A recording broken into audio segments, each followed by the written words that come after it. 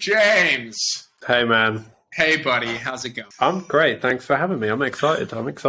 You know, this is the great goal of anybody, really, should be to be on the That Pitch podcast. I mean, it's the biggest thing that could happen in it, as you know. That's this is the goal. You have an English accent. You are in. How is it there? You're on the. Talk to me. Yeah. What are you witnessing? People in charge are making some bad choices. I mean, I don't get involved in it that much, but, I think it would just be nice to have people who are compassionate and are doing stuff for the people who got them there. That's all I'll say. That's all we need. Too much. Can't do it. There was a thing that I was listening to NPR. This was fucking hilarious. I think it was Boris Johnson who said this. He was like talking about the new prime minister and like, I don't know, there's a book, there's something, it's called like Out by Christmas. Is that the time or when their term is over or something like that? There's so many new prime ministers coming in. Yeah, I mean, it's crazy. Like my son has almost seen like more prime ministers than I have in my lifetime. I know. That makes no sense. I remember growing up, in our limited education on UK's politics that is taught in America, as the American school system is. It's all about us, unfortunately. At least I'm aware. But all I remember is Tony Blair. That's all. It's just Tony Blair. For the longest time, Tony Blair. The Blair years, yeah. Tony. And then past, it's Crazyville. So I'm glad you're hanging in tight. Yeah, we're here. We're getting it done. They come and go. So that's the best thing in most countries. That's the best thing about it. They come and go. That itself is a luxury, isn't it? That's it. You got to take that. Right. Anyways, speaking of politics, you don't live in London. You live in a smaller town in England. I love talking about the remote music industry, kind of just, all of us being in our studios and like random far-flung places around the earth. I think it's super cool, and everybody has their own vibe of how they kind of pursue everything. You landed a placement with us this month. I want to talk about where you live, the music scene, what you do, your upbringing, everything. First, where are you? Yeah, so I'm in New Haven, which is a small kind of fishing town. We've got a port, very sort of port-heavy town. Yeah. So, it's seen, times of struggle, but it's on the up and up now. It's getting some money, and the art scene is kind of coming back now. People are converting high street shops into art galleries and displaying art, and there's community art projects coming back. So, that's awesome. Actually, it's like an exciting place to live as an artist because I'm starting to feel less like when I first moved here. I'm like, okay, well, there's me. And, as I'm meeting more people, I'm like, actually, there are other people doing similar kind of things or acting or making films who are nearby. And I think it's really important. I love working remote, but it's also important to have like locally to you, I think, people you can vibe off of, chat to, and just jam with or do whatever you need to do to kind of fill your kind of art soul. Yeah, I mean, I'll be the first to say, like, although I like being in the remote industry and like being able to do whatever, whenever, from wherever, I do like having my scene. Like there's nothing that beats a local scene. Like Same. I can live in like a tier 2 or tier 3 city. Personally, it's hard for me to imagine me living like out in the country or something. Some friends thrive in those scenarios. But it's all relative. It's like if you got your crew, if you got a scene, you kind of start getting some local pride. Like so I live in Charlotte, and there's this one neighborhood called Plaza, and that's like the grungy, shitty, like, well, now like all things, it's getting but it's like where everybody like cut their teeth in these shitty clubs that smell like piss, and there's just like great tracks coming out of there. Everything sounds distorted, not because they love distortion because their amp is broken. Like, it's Just, good, you got to work with what you got to work with. Yeah, but the cool thing about like smaller towns and like smaller cities is, people, in my opinion, make, and this has just been in my my experience, but like if you're in a very sexy city where everybody thinks you're cool just because you live there and it's really expensive and all this stuff, you end up spending all of your time just trying to make rent. And at the same time, you already feel successful because you live there. So a lot of times you don't even try as hard. That's it. Whereas if you're in a smaller town, it's cheaper. You're not trying to make it. You're just making good shit. And like, and that's it. That's exactly why we moved, because we wanted to own a property rather than rent. And we were just like, we need somewhere that's got a good school for the boy, that's somewhere we can afford, live comfortably, and kind of pursue the things that we want to pursue. Because ultimately, we're going to be happier doing that than chasing this kind of rat race thing, just constantly trying to make more money to make more money. And, moving out here has been one of the best things that we ever kind of did. That's amazing, man. It's I heard recently it's called the rise of the rest. It's everybody who's not in like the sexy cities necessarily, not New York, not LA, not London. It's like all these other towns and cities where there's incredible records coming out of, really cool labels, publishers. And they actually, like, if you look historically, like from an economy, originally England outsourced everything to America. America got too expensive, then America started outsourcing everything to Japan. Japan got too expensive. And then it became China. Now it's Southeast Asia. It's like, it goes going and working back. It keeps going around. Nothing's personal. It just keeps going around the world to wherever's going to be cheapest, because if something is being done in a cheap place, it's more competitive and you can generally make amazing things happen that you otherwise couldn't in a more expensive place. So that's how I'm looking at the music economy, is like right now. And I know this is your interview, but this is exciting. I like something. No, go for it. Like, the music industry was original. I mean, London and New York.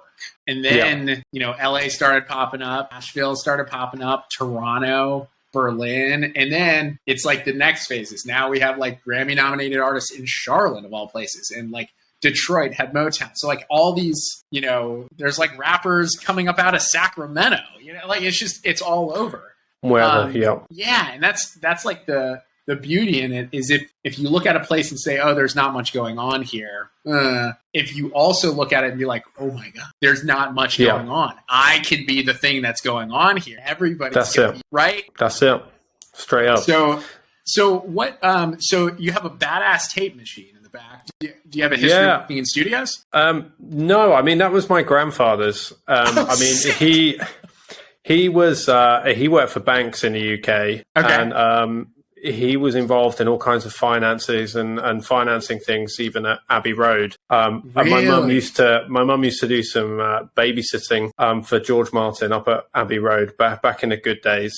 What? And, so like my family history with like that kind of stuff is, it's good. But I myself, I mean, he was really into music and making recordings. Like I have reels of tape that are like my mum doing a music recital when she was young. I've got reels of tape where my grandma, she was really into opera, and he would, go on the radio and record like her favorite opera for her so she could play it back.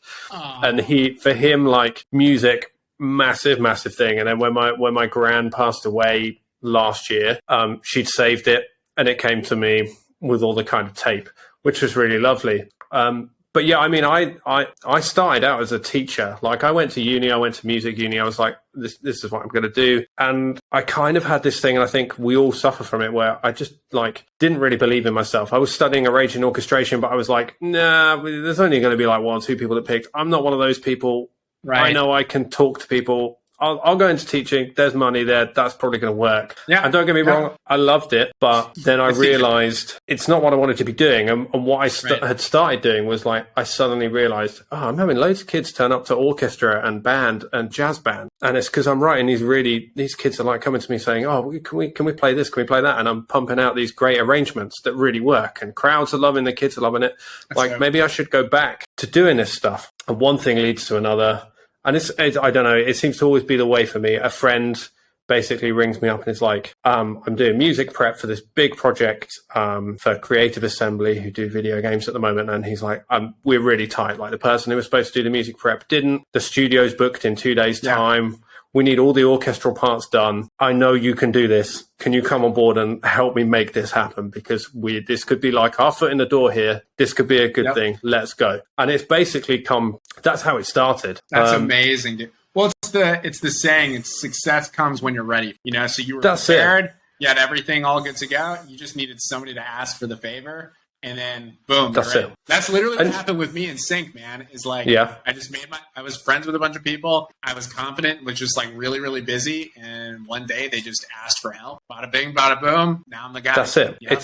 It's that push. And then I kind of realized, okay, I need to write more now to improve what I'm doing and understand what people want. And I love film, and I'm lucky enough to work on some films at the moment, which is great. And I realized quickly I couldn't give the kids what they needed and do this. So I was like, okay, you got to go, kids. Sorry. So I did something completely crazy, and I took a job.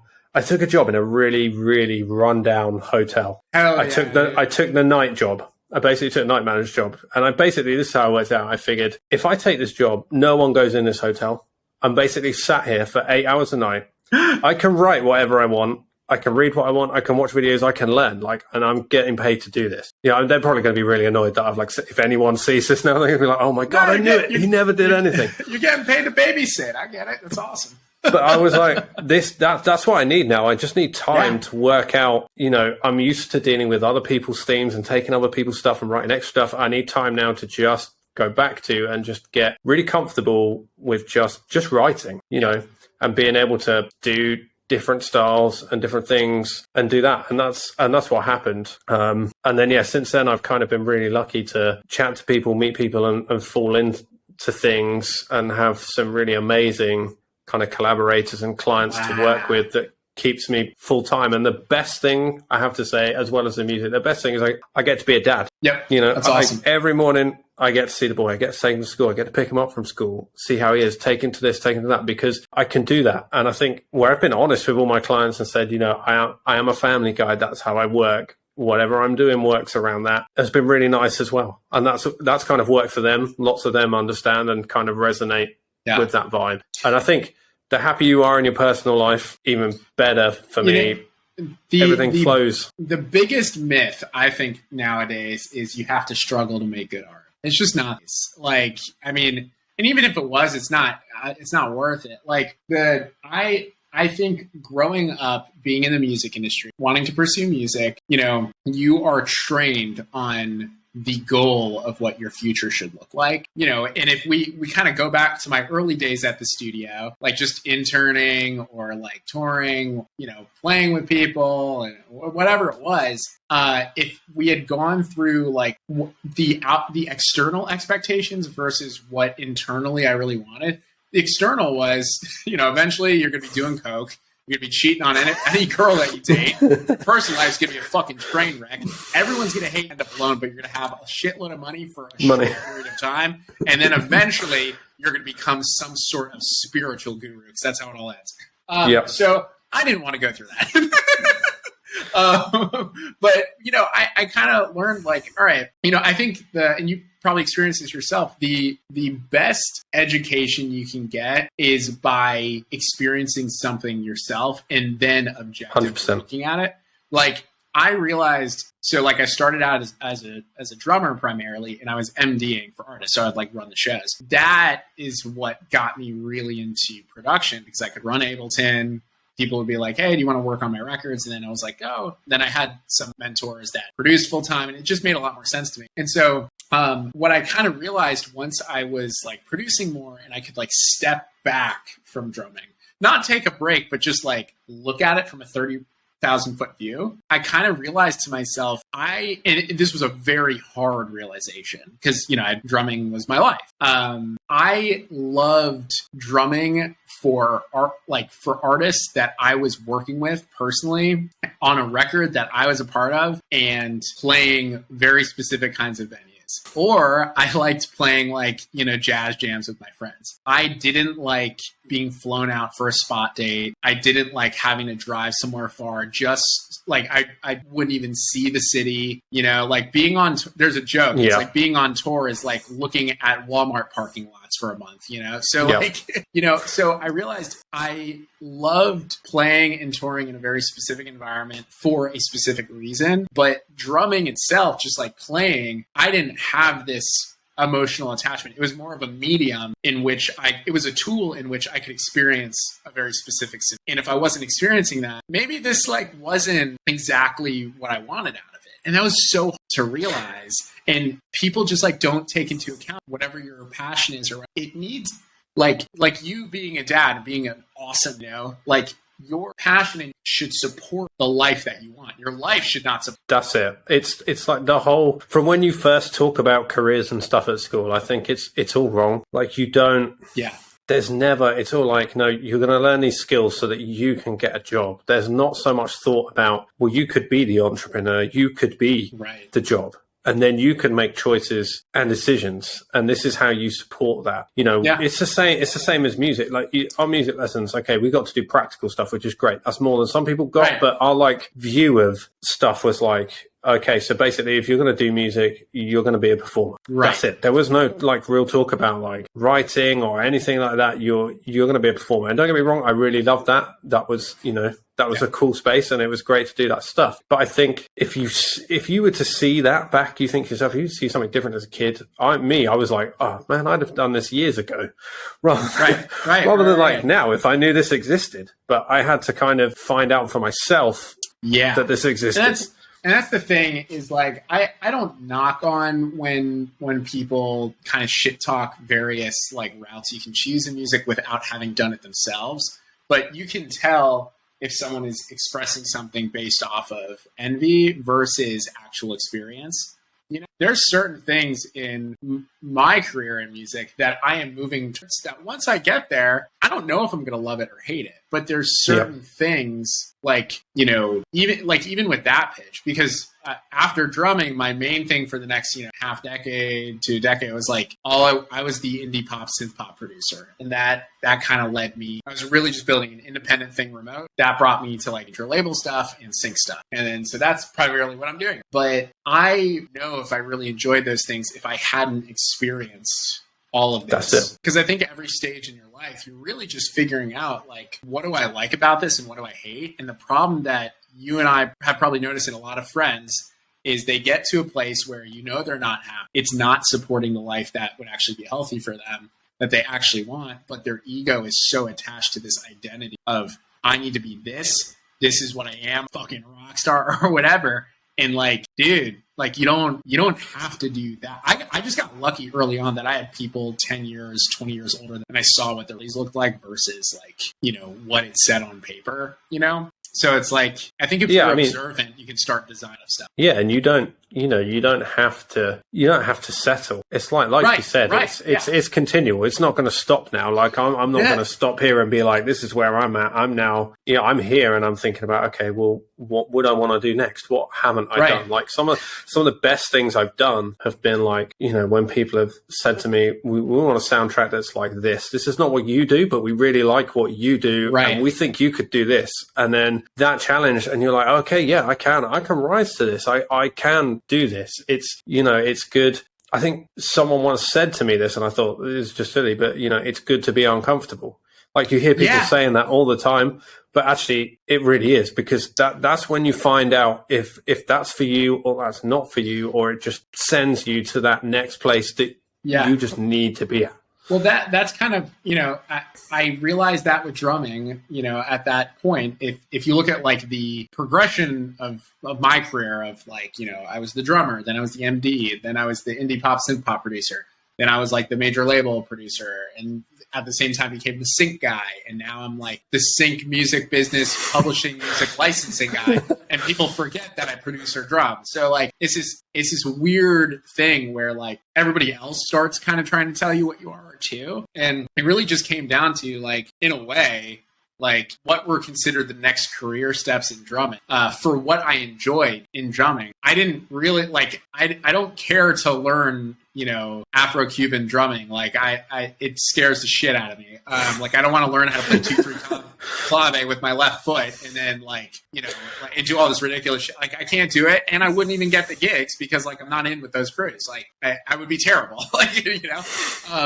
And so that was the next step. And then production, it's like I really just enjoy producing like indie pop, synth pop, some hip hop, and that's it. Like I don't want to work on a massive rock or country record or something. I also don't like. I've achieved more in production than I thought I would, and I cared to. So like it's like, okay, what's the next step? Like this is really cool. Like I love that pitch. I love publishing. I love music licensing. And I think like because I'm still going to be producing, but it's like this is like okay, like this is like a new challenge for like because I entered it so green, and same thing for like when you got into like kind of your current what you're doing, it's like you enter so green and you're like, wow, there's so many things I can do. Yeah, and that's it. And I think it's and I think in terms of what I do, which is a lot of film stuff, it's about trust. Like if you prove to one person that you can be trusted with this story, this thing, their art that they want to put out there. Once you've proven that a couple of times, and I think it's the same with Sync. I was chatting to someone today about something. It's all the same. Yeah. It's just once you've proven that trust that they can go, okay, you do that and you can deliver that. That's when it starts. It's almost like, for me, it was like suddenly a tidal wave of people emailing and people suddenly responding to me if I emailed them, if I did the dreaded like cold email them, suddenly getting oh yeah, man, that we've heard, and it's fine. Even just to the point where rather than no reply, they're just replying and go, oh yeah, we've heard your stuff. We like you doing, all the best to you. It's just not for us right now. Like, and that's good. And that tells you exactly kind of, where you're at. Yeah. The industry in general is like built off of trust. I feel like for our, all of the licensing companies that we work with in that pitch, they trust our legal compliance and like our taste and our team and our delivery of assets and metadata first, and then they also trust that the music is really great in that. Yeah, that's it. They it's exactly the same thing. I was saying someone the other day with things is you've just got to come in. I see it so many times on like a project group or something that you get included to as a composer, and there's a like problem with something. Right. It's not necessarily your department, but you're seeing a problem blow up, and there's like people are just like, we could, and you're just like, just solve the problem. If you solve that problem right then, right now, that's they're coming back to you. They're coming back for more. Dude, I feel like we're the same exact person because like, so I was talking to my buddy Elliot this morning. He owns this company called De Novo Agency. They do music marketing in the industry, and he's great guy. And I texted him this because I'm sending someone his way that originally wanted to work with me, and I said, hey, I'm not the best for this kind of gig, but you should, chat with my buddy Elliot. And I said to him, I was like, the thing I appreciate about you regarding marketing, like running ads, building, streams, like building playlists, whatever. The thing I like about your process is you make all of this so fucking boring. It is so unsexy. There's no hype at all. It's just, here are the 3 pillars that, would probably make up this. Here's a couple things you can do for each. And you want to try this and that. If that doesn't work, probably move to this. It's just like, it's like a fucking there's no drama. It's like a PowerPoint presentation. Right. And that's like, for music, the way that I look at that pitch is like every single song is a house. You can rent it out, you can sell it, whatever you want. That pitch is the property management. That's how I look at all of this. It's so boring, and I love it, So let me ask you. So you kind of built trust into a lot of these different filmmakers, and tell me about that. Like, how has that all been? Your experience with that? You said you had like that first deal, and that kind of like opened the doors for some other stuff. Were you actively trying to get connected with people, or did you start reaching out? How did that all go? How did you leverage that situation? Because that's a big thing. Is leveraging a really cool thing. I figured early on, okay, I'm not going to get much time with experienced people unless someone's going to take they either want to take a real long shot gamble, or they've got a ridiculously low budget, so they're going to lowball this to whoever brings the lowest. So I was just like, well, I'm sat here, I'm getting paid in the hotel So why don't I go find some student directors and just say to them, send me your stuff. I want to practice on it. Whether you use it or not, that's up to you. Just understand that if you use it, goes to festivals or whatever, I own it. I'll license the music to you, you know. So everything I'm making, if something does ever happen, you know. And I bet you it was a handshake deal, super chill, right? Yeah.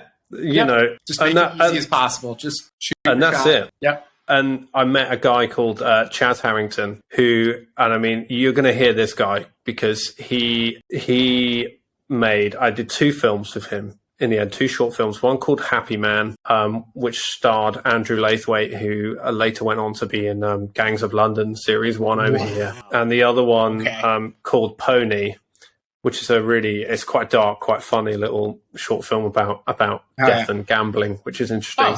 Oh, love it. My kind of the reason I backed him, because I had a few, was just that this guy was like, he was at peak doing what he was doing. And I was like, okay, I want to be doing peak doing what I'm doing. So if we go together, 1, my music's going to come off sounding really good and I'm going to get really good looking reel to send to other people. 2, I'm really helping him out. And 3, I'm going to learn something decent from this. And, you know, we talk all the time still now. And it's not, we became friends over it and we still chat, we check in. He's working now as an assistant director on all kinds of like huge things as he like wakes his way in it as well. And, you know, he knows, because we talk about it all the time, that when he does do the next thing that he's doing, because he's writing books, he's doing all kinds of stuff, that he knows that I'm here for him. If he wants my style of music there, he knows that I can do that. And that's how it goes. And then that's what happened. And then the big feature film break that I got, because that was then my next thing. I want to go from shorts. I want to get a feature. I want to be trusted with the whole thing. My brother-in-law is an actor and a martial arts specialist. And he was in a movie. And basically I was like, I'm going to do a cheeky thing. Like, just if you happen to get talking, you like music, if you're talking to directors, whatever, just name drop me. I know it's cringy, but name drop me. And he did. And when I saw him talking about this film, I saw a director and I cold dropped the director and just said, hey, this is what I'm doing. I really like the look of what you're doing. I like the pictures. This is the kind of thing. Look, I'm here. And we got talking and we literally realized that he used to live down the road that I live on now. And he literally lives in the next village over. And shit. Okay. This guy was nominated for a BAFTA for his script writing. What? So then I was like, okay, we got another like serious, this is okay, you know, don't panic, just say what you would do. And I said to him, because it was quite big and he didn't know really what he wanted, I said to him, just give me something from the script, something juicy from the script, and let my brain go loose on this. And he gave me the opening monologue. So 6 Years Gone is a story, it's a gut-wrenching thriller. It's out on Amazon now and Tubi and various other places. Wow. It tells a story of a mum whose daughter was abducted. And, you know, in a normal detective drama, we'd look at the abduction and the crime guys trying to solve it, and we'd find out if it's a good or happy ending. This doesn't. This looks at what happens to the mum 6 years after that's happened. Where's she at? What answers does she want to get? What is emotionally she's struggling with? So it's this incredible story, and Veronica Jean Trickett plays the lead. And I mean, she's won so many awards for this movie at various festivals. I think there's 15 awards at the moment for best film and best actress and all this and that and the other. That's amazing. And he just gave me this monologue and I wrote this piece. And the next thing I know, he's sending it back to me. He's going, I phoned Veronica. I got Veronica to record the monologue over the top of what you're doing. And he was like, it is the source. Let's work together. Let's go. That's awesome. Let's do it. And that's what I love. I don't know. I seem to work best on films if I get a script before and I can spend some time thinking about it. Sometimes it just doesn't work out that way because there's not time. Or sometimes it's just not a fit, which is okay too. You gotta always shoot your shot. That's it. And, you know, and I think the biggest thing I always like to do, and I don't know if other people do this, but whether I've written to someone or I've been in the running for something, even when they've sent back it's not this time, I always like to just send them a message saying, do you know what? Thanks for taking the time. I'm here if you ever need me. Let's stay in touch. See you out on the scene and just keep it. There's no point in holding any.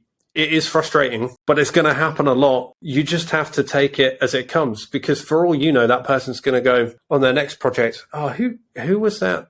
I had that. Who was that? And if you like send something back, oh, no, that was such a waste of time. Yeah, thanks for nothing. They're not going to think of you. And if they do ever think of you, that's what I mean. Asshole. Just stick something in. Just wish them all the best, because that's, I think when people around you are doing well, when your peers are doing well, that just helps everyone. There's not this myth of when we were growing up that, there's not space for everyone. It's like, you're going to get like cast down by these people. They're better than you. It's just so wrong. And, especially if you get an opportunity, to potentially work with people in the future or work with other peers, it's an incredible thing that can make such a difference to what you're doing. Oh, that's awesome. So what I want to do, because this has been fucking incredible. I loved it. I've been good. So everybody listening to this is probably just like, oh my God, this is like, holy shit, there's so much going on. But also, the thing is that you're doing, big feature films, and you're also diversifying through micro licensing.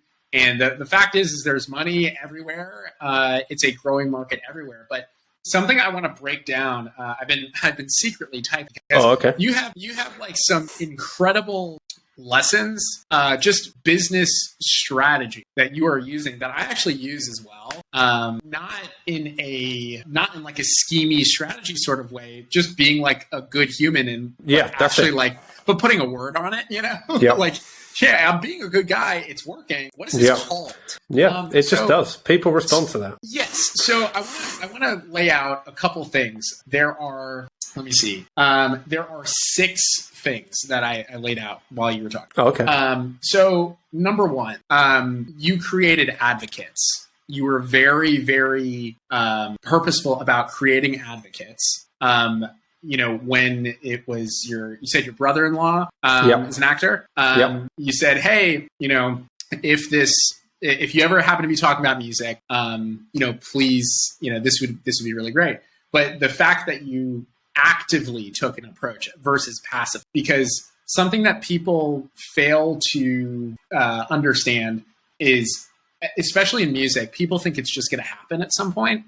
No, you got to get out there. No, yeah, like you have to be purposeful and strategic about creating advocates for yourself. So, for instance, for that pitch, every company that like we work with, make no mistake, I am a fuckboy. I have no idea what I'm doing half the time. But there are specific people and specific companies that, like, in a genuine way, I've just become like, it's not a strategy to save my business. A lot of times if I'm tight with somebody, a lot of times they don't have the power to, work with us exclusively or not, or, it's, at the end of the day, it always comes down to money. Is value proposition to a company profitable for them? Is it a liability? And as long as we say profitable, they'll keep working with us. So I'm a nice guy. Like what as my mother would say, what's not to love? Anyways, but the fact is that I am tight with a bunch of people in these various companies, and over a long period of time, them having a great experience and getting to know you as a person too, and they know your character personally, like that you will actually follow through. A vouch is the biggest thing you can ask for in the industry, where your reputation, being trustworthy is if somebody vouches for you, it's the biggest thing somebody can do. That's why, like, for our affiliate program, if anybody recommends somebody to join up for that pitch, I personally get on a call with that person, because I want to make sure that they are comfortable and, like, we make a good impression, because, like, holy shit, you put your reputation on the line for me. What a guy, Or so you build advocates, people who want to help you. Secondly, there's a saying in business: the best way to work with Coca-Cola is to say you're working with Pepsi. So you got your first deal, right? Yep. Immediately you leveraged that to get a bigger deal. Yep. Because if somebody, at the end of the day, it's human psychology. It's when your ex that you dumped and she was absolutely fucking crazy starts dating somebody else, you kind of miss her. Yeah, there's a moment where you're like, what if? Second. Yep. But at the end of the day, everybody wants to be all they know is the punch is good. They don't care who's there. If somebody said, "Oh my God, this punch is amazing," everybody wants to have a sip of it. And so what you did was very clever, and I've done the same thing in my career with independent stuff. So a big thing that I did is, like, I toured internationally, like, to play with or to produce and then play with artists.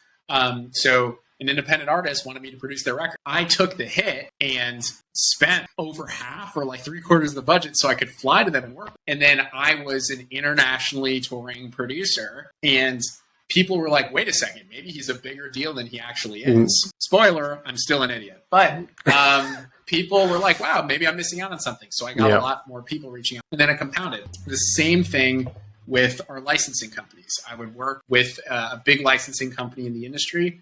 And when I would reach out to another licensing company that we wanted to work with, the first thing that I would say is, hey, we're supplying 100% of the music to this place, which is their top competitor, which is true because we are supplying 100% of the music.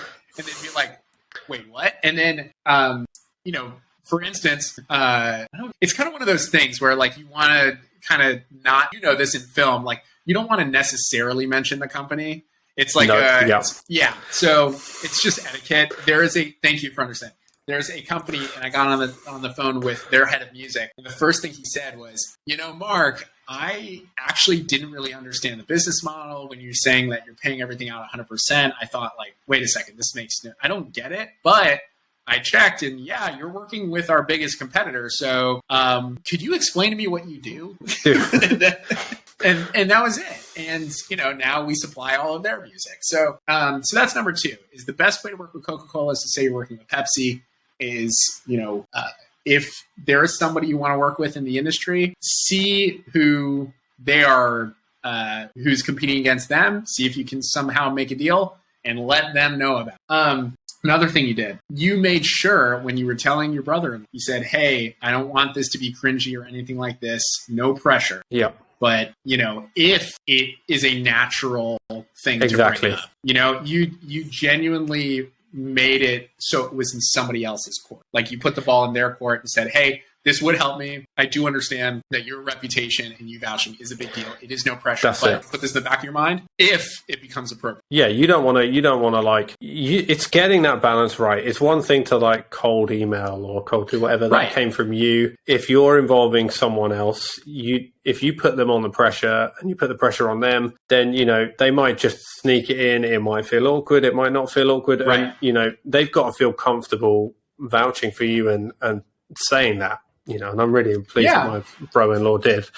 No, I mean, and that's the thing. Like there are people that I work with in the industry that I fucking love. I could not repay them back enough that, I will make sure whatever it takes that they're incentivized and like they trust us that like, trust me, really. It's all at the end of the day, the pitch team is super small. We automate everything. We do like at this point, like 80,000 automations a month. We automate literally everything. And, it really comes down to like, is somebody going to vouch for us in the building? Because if I'm just talking to somebody, it doesn't really, is somebody who also is there is like, oh yeah, I know that pitch. Yeah, they do good things. Like they're a good place. Like I see people getting paid. He's a nice guy. Oh, when he came to town, we went out to lunch and oh my God, you would not believe this story he told. Like that, it's like, it's just being a good person and making sure that there's no pressure. And that kind of leads for advocating for you. So if you are a producer and artist and you want to get in with a major label, become tight with a bunch of A&Rs and don't ask them for anything. Just become good friends. Yeah, just let it be natural. And then 2 more things I thought was great is you did things for free as a long-term play. When you were at the hotel, and this is kind of a 2-parter, you did 2 things for free. But it wasn't for free. You were actually investing in relations. You weren't doing free shit for people who weren't doing anything. You knew that they were serious. You could spot somebody who's moving in the right direction. You knew like that they had a good future. And you knew that you could plant the seed that at a certain point, when they're in a certain position where they can pay you, they are going to be so grateful to you from earlier on that they're going to do everything they can to make sure that they're going to advocate for you for more budget. So a big connection that I have that I've built is a film director who's done a lot of work with Burberry, Gucci, Nike, Adidas, Puma. He's a younger dude, and when he first left his fashion corporate gig. It was corporate, but it was in fashion. He went out on his own, and he's scouring up all of his own work, and it was a hustle. And like, he's a good dude, and I wanted to see him succeed. And so I would just take him out pretty regularly, for coffee. Hey, what's going on in the business? Oh, that's happening. Okay, let me help with that. So like, it was just being a good person. But like, if you look at it from a business perspective, I was investing in someone for a long term. That's not the motivation behind it. I genuinely want to see him do well because he's a good guy. But, as soon as he started like drumming up a bunch more work, we just landed an Adidas ad through him. We got a Burberry ad. And I'm the first. It's not even that I'm the first call. I'm the only, Yeah. And it's just about like, hey, like, it's also like with that pitch, I never increase subscriptions for people when they sign in. For my clients, they always got OG, like they always got the grandfathered price. If you believed me early on, we were doing a track for $600. Well, I'm charging $3,500 for production. You believed in me when I didn't know what the fuck, or even knew less of what the fuck I was doing. So I'm going to keep you at this because it's just the right thing to do. That's it. And I think, I think there's a lot, it comes up a lot.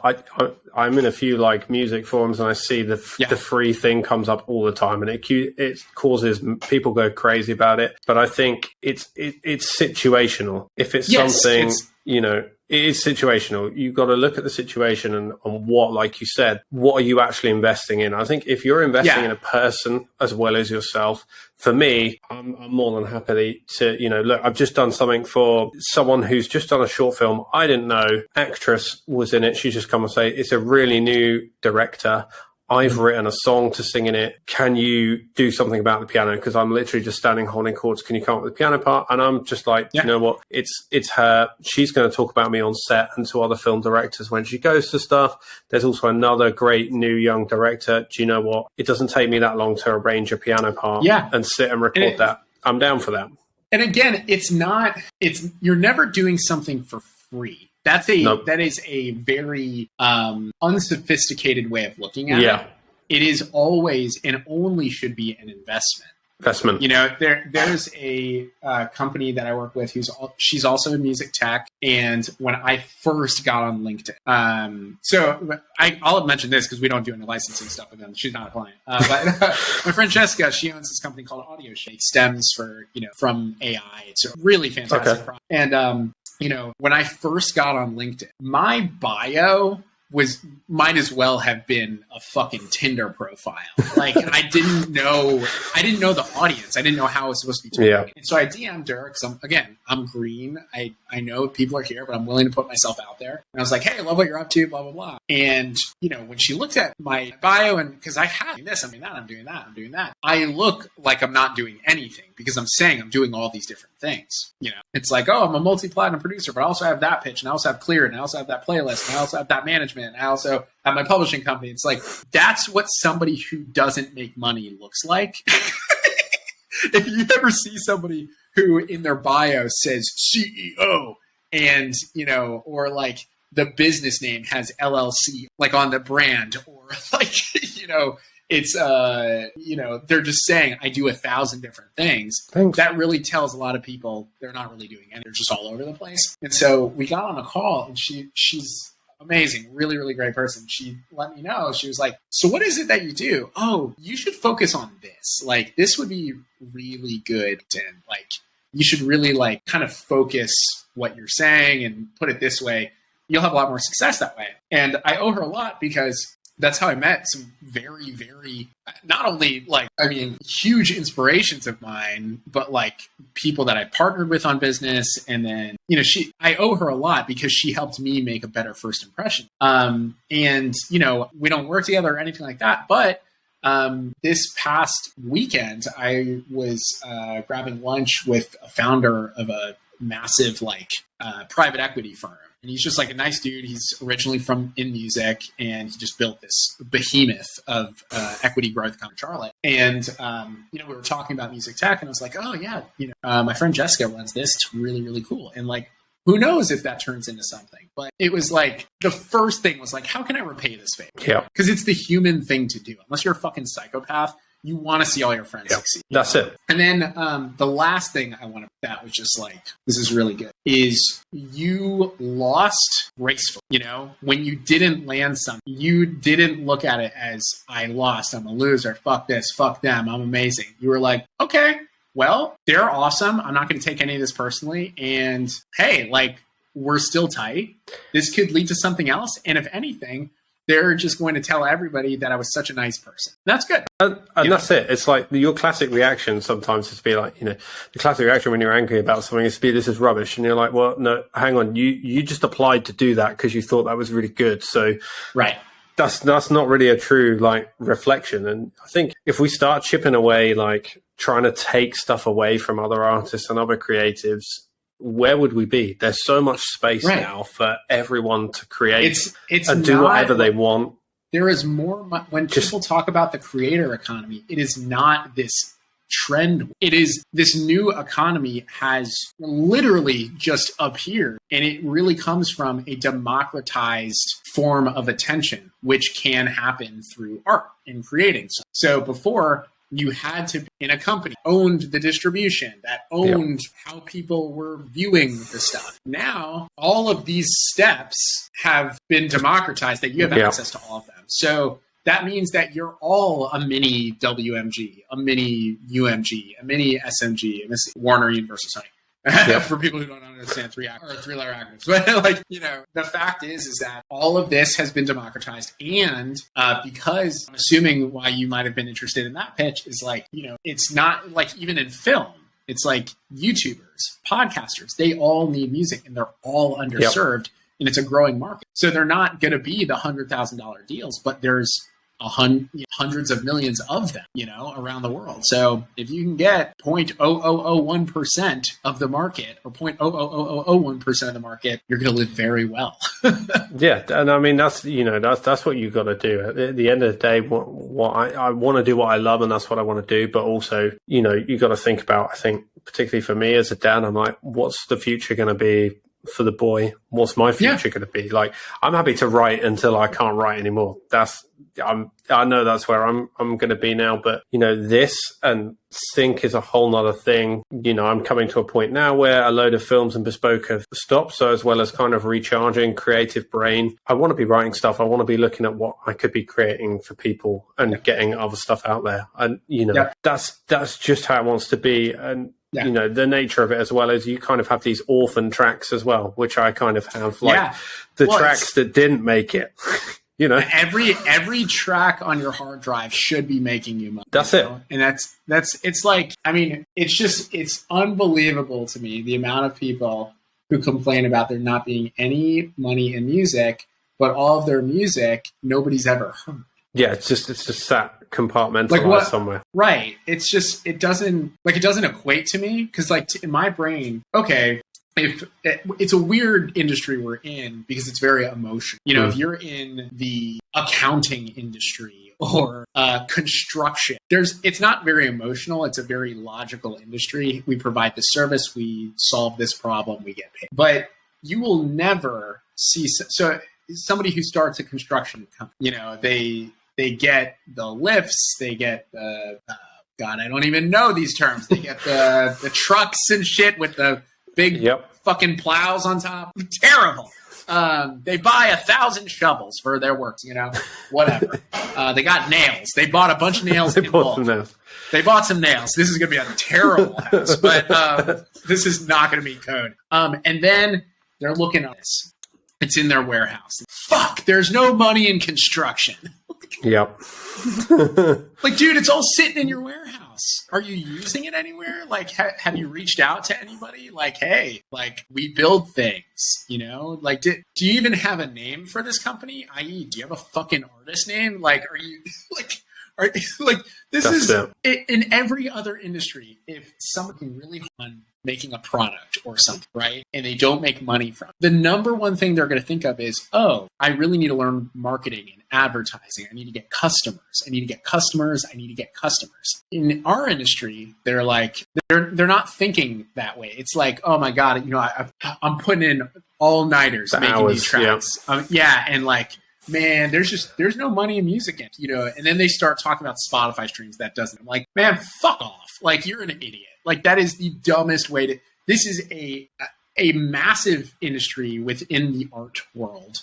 It is growing. There's more money to go around, and there's more ease of ability to get your piece of the pie. So, like, if you're not making any money from your music, the only fault is with you, because if there's somebody else doing it, you're the only variable. You could be doing it as well, yeah.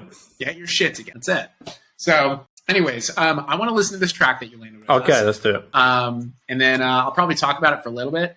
More than likely, I will probably give some very, general reason why I think it landed, because I've already listened to it, and it's, solo piano kind of stuff. Yeah. I'm assuming it's relatively simplistic, and like, we're kind of, you kind of kept it in the pocket. Yeah. And like, it's generally what it is. I got to get better at my critiques, because when it lands, I'm like, oh, of course it landed. But like, I think the biggest barrier to me that I learned from when I first got one. These are my first place with you guys. I had been with you guys before, wasn't getting anything, and it was because I think the biggest thing that I learned about this side of it is I was massively overcomplicating everything that I was doing. I was just like, okay, these guys are going to want this. We're going to need to slam this in here, and they don't. No, okay, just like ease up.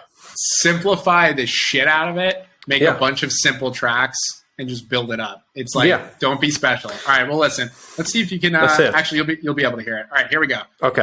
And the track. Pull this up. The track name is called "Miss You." Oh, so yeah, nice. Let's listen to this bad boy. Here we go.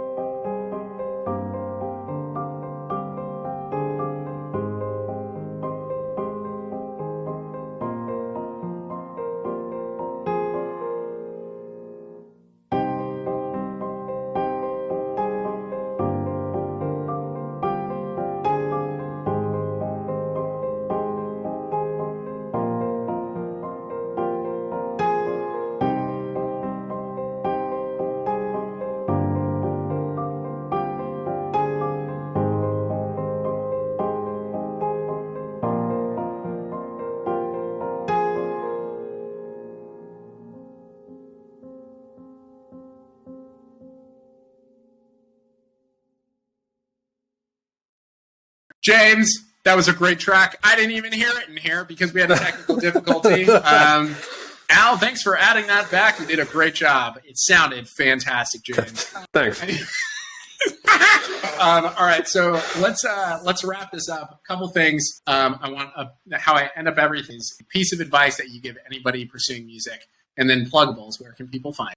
Yes, I think the biggest thing is just be true to yourself, be genuine, and just be a good human. That speaks volumes to everyone, no matter what they do and where they're at in it. Yeah, we're in an industry where people fought to be here. It's not like, you could, no offense to anybody who works in like more common industries, but like there's some industries where you could literally throw a stick down the street and there's 10 jobs. There you go. Yeah. Everybody has fucking ass off to be here. And not only should you just respect that they hustled as much as you did, but also once they're here, nobody wants to fill up their time being surrounded by assholes.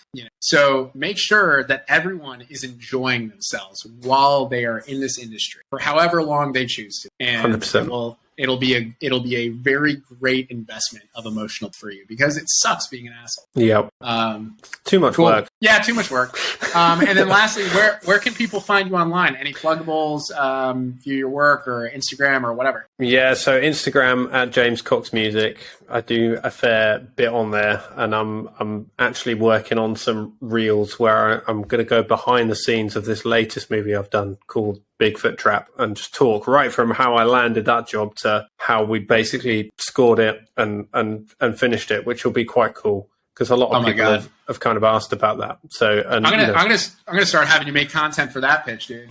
Oh, that's okay. Yeah, I think it's something I've been wanting to do for a long time. The like inner teacher in me again. I think if you can give back, it's another great way of being a human is to just give back. And there's nothing super top secret about what I'm doing. It's just nobody. If you find anybody in the industry that won't tell you 1,000% what they are doing, they don't know what they're doing, and they're probably just selling your paid project to somebody else who does know what they're doing. Not doing, yep. Or they have nothing to hide, and they're really insecure because they don't know what the fuck. So there's nothing. If you break that pitch down, it's just a shitload of people coding stuff that I paid over time. A fuckload of Zapier automations if you get really good at Zapier. We do like 80,000 of them a month. And a crazy legal software and algorithms I built up to make sure that you didn't steal your fucking music when you upload it. Oh my God. Anyways, that is that pitch. There you go. Love it. Love it. and it's behind a paywall. Okay, so... Oh God! All right, dude, this is great. Thank you so much. No worries. It's been so much fun. Thanks for having me. It's great.